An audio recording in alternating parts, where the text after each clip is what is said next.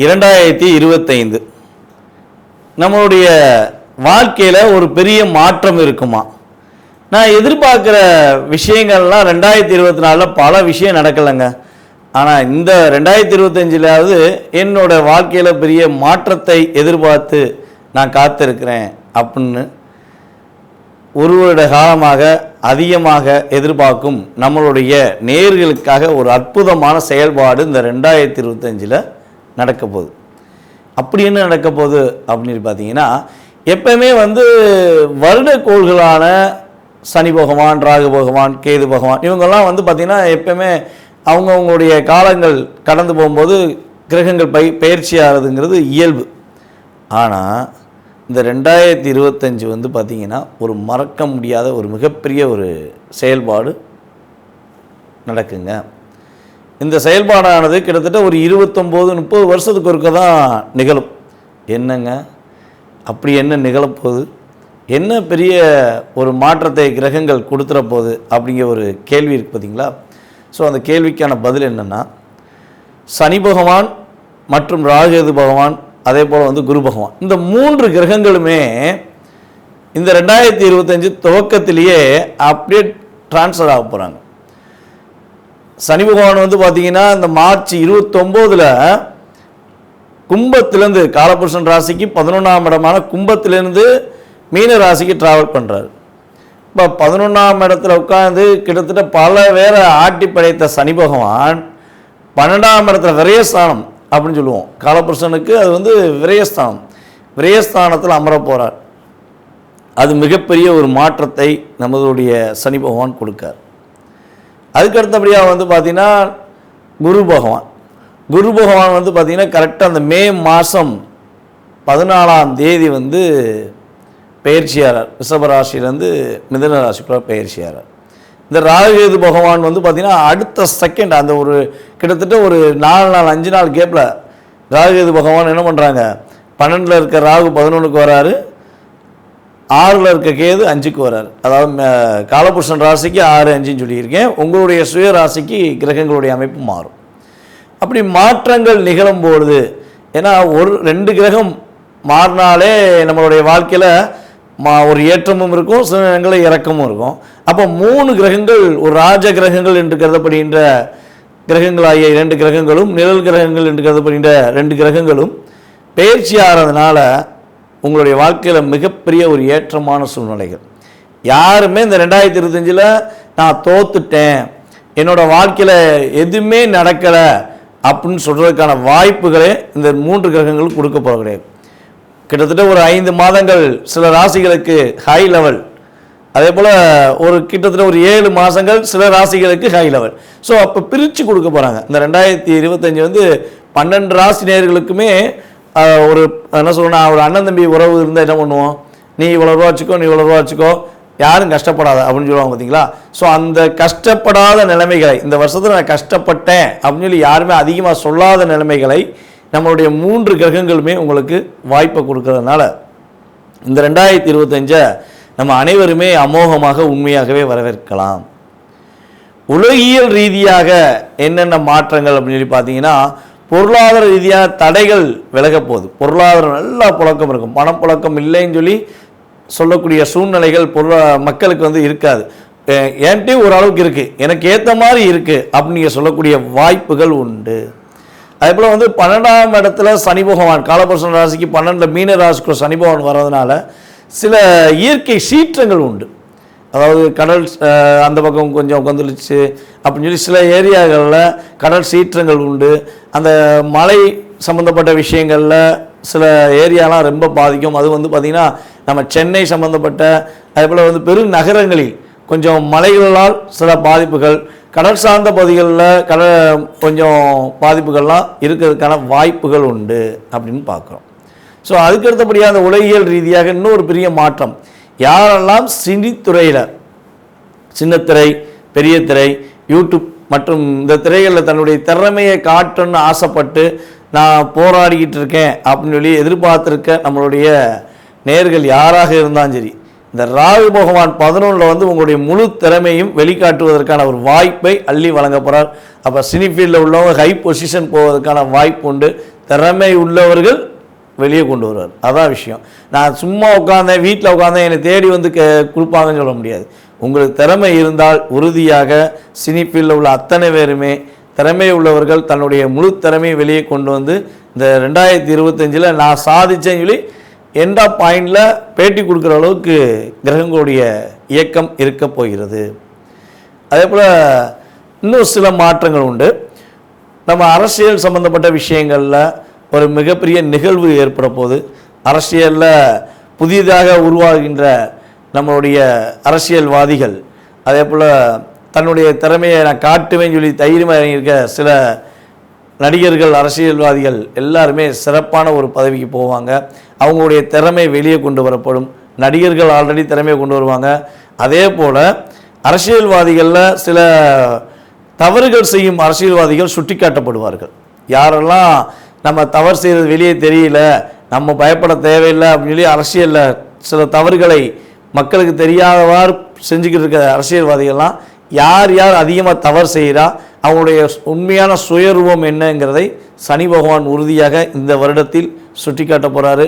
தவறுகள் செய்கிற அனைவருக்குமே இந்த வருடம் ஒரு பாதிப்பையும் மேலும் சோதனையும் கொடுக்கக்கூடிய காலமாக இருக்கும் என்பதை உறுதியாக சொல்லலாம். அதுக்கு அடுத்தபடியாக இந்த 2025 நம்மளுடைய 12 ராசி நேயர்களில் என்னென்ன எதிர்பார்ப்புகள் இருக்கோ அந்த எதிர்பார்ப்புகள் சம்பந்தப்பட்ட விஷயங்களை முழுமையாக பார்ப்போம் வாங்க. பல பேருக்கு ஆசிரியராக குருவாக செயல்படுகின்ற நபர்களில் முதன்மையான நபர்கள் நீங்கள் தான். அது ஸ்கூலில் போய் தான் டீச்சராக இருக்காங்க அப்படின்னு சொல்ல முடியாது. ஆனால் கூட இருப்பவங்களுக்கு எது சரி எது தவறு, இதை செய்யாத இதை செய்ய அப்படின்னு சொல்லி இயல்பாகவே தன்னுடன் இருப்பவர்களும் உண்மையாக வாழ்க்கையில் வெற்றி பெற வேண்டும், அவங்களுடைய மனசில் உள்ள கவலைகளெல்லாம் நீக்க வேண்டும் என்ற இயல்பான குணம் தான் உங்கள்கிட்ட எப்பவுமே இருக்கும். அதனால் உங்கள் கூட இருக்கவங்க எல்லாருமே வந்து பார்த்திங்கன்னா உங்களை குருவாக கூட பாவிப்பாங்க. பரவாயில்லப்பா நம்ம குரு இவர் தான் அப்படின்னு சொல்லி இயல்பாகவே உங்களை சொல்லக்கூடிய வாய்ப்பு தான் அதிகம் உண்டு. அதேபோல் இந்த தனுசு ராசி நேயர்களில் வந்து பார்த்திங்கன்னா அம்மா மேலே அதிக அக்கறை வச்சுருப்பாங்க. அம்மா தான் உலகம். மூல நட்சத்திரக்காரங்களை சொல்லவே தேவையில்லை. அம்மா தான் உலகம், என்னுடைய அம்மா மாதிரி யாருமே கிடையாது அப்படின்னு சொல்லி ஸ்ட்ராங்காக நின்றுவாங்க. உங்கள் அம்மா வந்து எங்கள் அம்மா பற்றி பேசாத கடுப்பாயிருவேன், அந்த வார்த்தையை பட்டுன்னு யூஸ் பண்ணுவாங்க. ஏன்னா தாய் உலகம் அப்படின்னு நம்ம எல்லாருமே நினைப்போம், இல்லைன்னு சொல்லலை. அதில் தனுசு ராசிக்காரங்க கொஞ்சம் அதிகமாக நினைப்பாங்க. இதுதான் இயல்பான குணம். அதே போல் வந்து பார்த்திங்கன்னா உங்களுடைய குணத்தில் இன்னொரு விஷயம் வந்து ரொம்ப ரொம்ப பர்ஃபெக்டாக சொல்லலாம். பணம் வந்து உங்களுக்கு புழக்கம் இருந்துக்கிட்டே இருக்கும், பணப்புழக்கம் இருந்துக்கிட்டே இருக்கும். மற்றவங்களுக்கு உதவி செய்கிற குணமும் உங்கள்கிட்ட இருந்துக்கிட்டே இருக்கும். இந்த ரெண்டுமே வந்து உங்களுக்கு இயல்பான ஆக்டிவிட்டீஸ் அப்படின்னு சொல்லி சொல்ல முடியும்.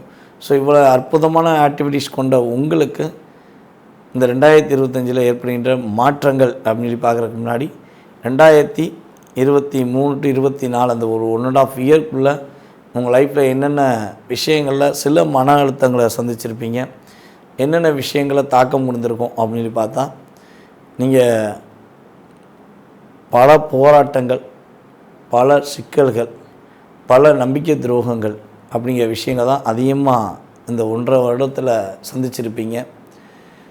போராடி டயர்டாகிட்டேன்ப்பா, இந்த போராட்டத்துக்கு விடை கிடைக்காதான். நான் பல பேருக்கு வெளிச்சமாக இருந்திருக்கேன், பலவருடைய வாழ்க்கையில் ஒரு எடுத்துக்காட்டாக நின்றுருக்கேன். ஆனால் என்னோடய வாழ்க்கையில் இப்படி ஒரு விஷயம் நடக்கும்னு நான் எதிர்பார்க்கவே இல்லை அப்படிங்கிற செயல்பாடெலாம் கொஞ்சம் அதிகமாக நடந்திருக்கும். தொழில் உட்கார்ந்து பொறுமையாக நல்ல பொசிஷன் போன உங்களுக்கு தொழிலில் ஒரு சறுக்கல் ஏற்பட்டிருக்கும், தொழிலில் ஒரு மிகப்பெரிய தாக்கம் ஏற்பட்டிருக்கும். அதே போல் வந்து பார்த்திங்கன்னா பல பேர் வந்து சித்தம் போக்கு சிவன் போக்கும் போகக்கூடிய வாய்ப்பெலாம் இருந்திருக்கும். கணவன் மனைவி ஒற்றுமை சம்மந்தப்பட்ட விஷயங்கள் மிகப்பெரிய தாக்கம்.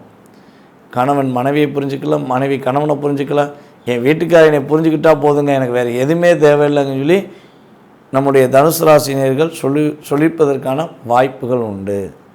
என் மனைவி என்னை புரிஞ்சுக்கவே மாட்டேங்கா, நான் உண்மையாகவே ரியலாக அவன் மேலேயும் பாசம் வச்சுக்கேன், ஆனால் எங்கள் அம்மா மேலே மட்டும்தான் பாசம் வச்சுக்கன்னு சொல்லி எங்களோட சண்டை போடுறா, நான் என்ன தான் பண்ணுவேன் அப்படின்னு சொல்லி நீங்கள் ஃபீல் பண்ணியிருக்கிறதுக்கான வாய்ப்புகள் உண்டு. எனக்கு அம்மாவும் ஒன்று தான், என் மனைவியும் ஒன்று தான், நான் 2 பேரையுமே உண்மையான அனுபவிச்சு தான் பார்க்குறேன். தாய்க்கு நிகராக என்னுடைய தாரத்தையும் பார்க்குறேன். ஆனால் என்னுடைய தாரம் என்னை புரிஞ்சுக்கொள்ளாமல் என் மீது கோவப்படுறாங்க அப்படின்னு சொல்லி வருத்தப்பட்ட தனுஷ் ராசி நேயர்களுக்கு இந்த கவலையெல்லாம் தூக்கி போட்டு நீங்கள் நிம்மதியாக இருக்கலாம். ஓகேவா? ரொம்ப நாளாக ஒரு வருத்தத்தோடு இருந்த உங்களுடைய மனநிலை இனிமேல் மாறப்போகுது. ஸோ இதெல்லாம் வந்து பார்த்திங்கன்னா நம்ம சொன்ன விஷயங்கள் அனைத்தையுமே உங்களுடைய கோச்சார கிரகங்கள் உங்களுக்கு கொடுத்த தாக்கம் தான். சனி பகவான் 3ஆம் இடத்துல கிட்டத்தட்ட ஒரு 2.5 வருஷம் அமர்ந்திருந்தார்.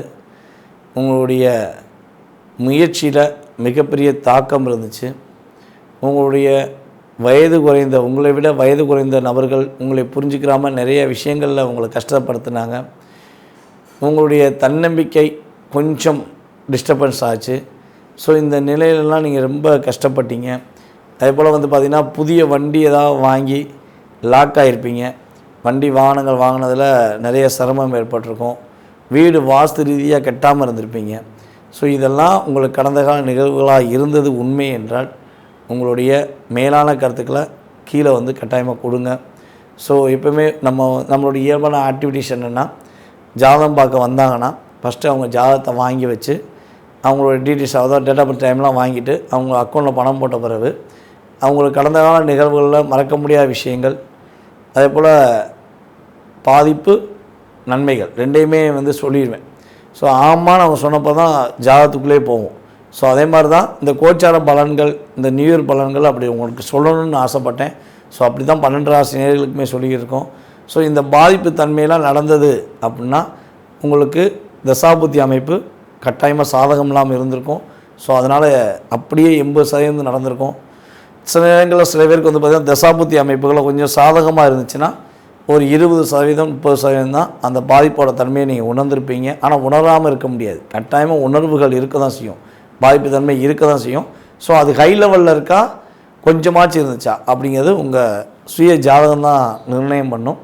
ஸோ இப்படிப்பட்ட அமைப்பு கொண்ட உங்களுக்கு இந்த 2025க்குரிய பலன்கள் அப்படின்னு சொல்லி பார்த்தீங்கன்னா, வீட்டில் ஒரு சுப செலவுகள் நடைபெறும்.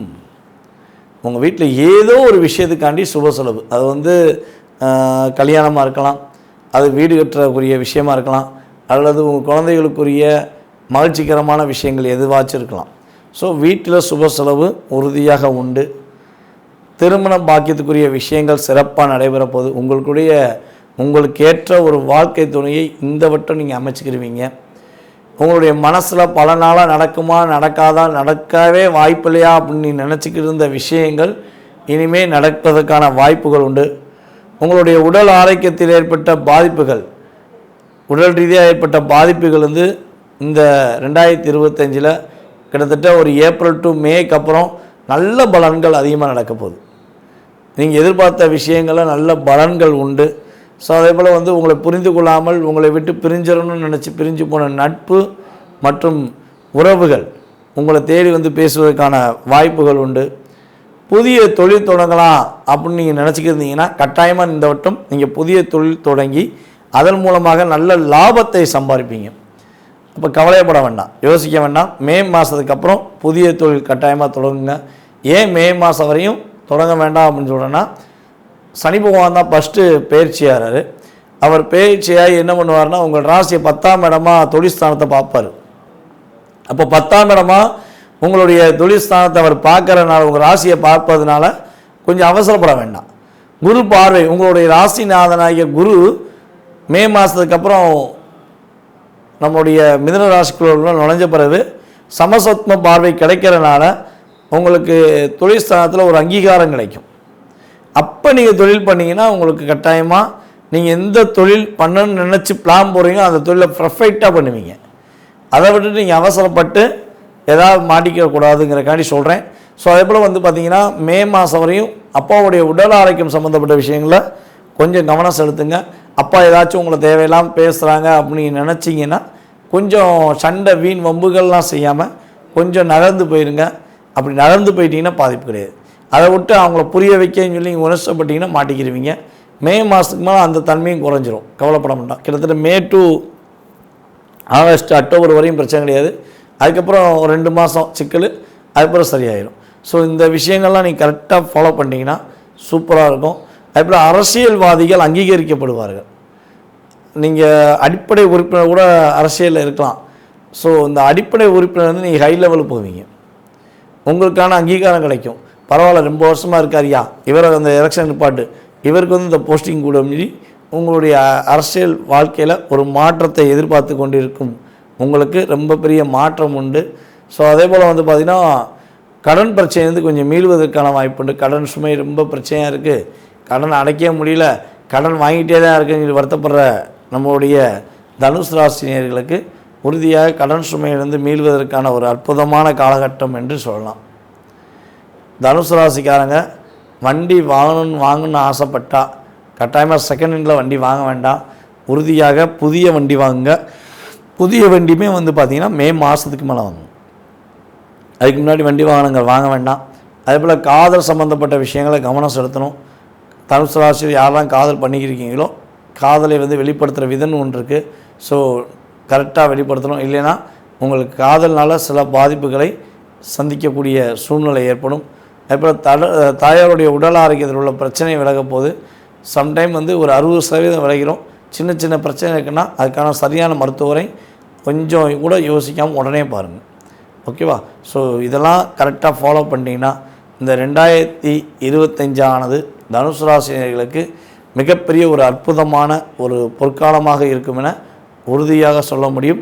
சனி பகவானும் சரி, குரு பகவானும் சரி, ராகுகேது பகவானும் சரி உங்களுக்கு நல்ல ஒரு முன்னேற்றமான சூழ்நிலையை உருவாக்கி தரப்போகிறார்கள் என்பது என்னுடைய ஜோதிட ரீதியான கருத்து.